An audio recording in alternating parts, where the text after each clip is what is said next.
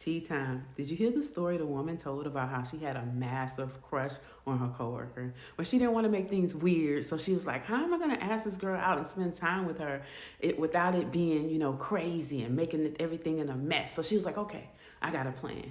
So she messaged the girl and was like, "Hey, I know you're working today, but what are you doing later tonight?" And the girl was like, "I'm not doing anything." She's like, "Oh, well, I actually had tickets to go and do a charcuterie board class, but my friend flaked on me. Would you like to fill in?" And the girl was like, "Yeah, that sounds fun. I'll go." She said, "All right, I'll pick you up right after work, like 5:30." She said, "All right."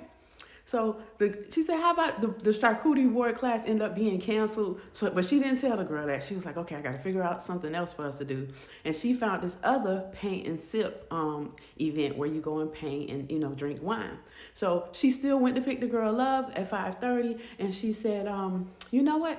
That class ended up being canceled, but I didn't want to disappoint you. I didn't want to just throw you to the side. So I found a paint and sip that we can go to if you still want to have fun." The girl was like, "Yeah, sounds good." And she was like, "But you know what? The paint and sip only starts at 7 o'clock, so we still have some time beforehand. How about we just go check out this bar I heard about?" Whole time, whole time there was another paint and sip that started right then and there, but she wanted to spend more time with her. Also, that random bar that she chose wasn't random at all. She knew it had like an awesome oyster happy hour, great deals on wine. So they went to the happy hour, ate their oysters, shared a bottle of wine, laughed and kikied and had a good time. And the girl was like, "Oh, this is fun." Then they went to the paint and sip and they painting pictures of each other and just having a fun, laughing and drinking. And afterwards they're leaving and the girl's like, "Okay, well, I guess it's time for me to go home." The girl thinking she about to get on the train, go home. But she's like, "You know what? Look across the street. There's a pie shop. I heard good things about that pie shop. Let's just go ahead and get something to eat. Let's get a slice of pie." And the girl was like, "Okay." Knowing good and well she had researched that pie shop. She knew it was there. She knew what the specials was and all the prices. So they went to the pie shop. They ordered some pie. And as they were wrapping the pie up, she said, "Do you want to stay here and eat the pie? Or if you want to go somewhere else where it might be warmer?"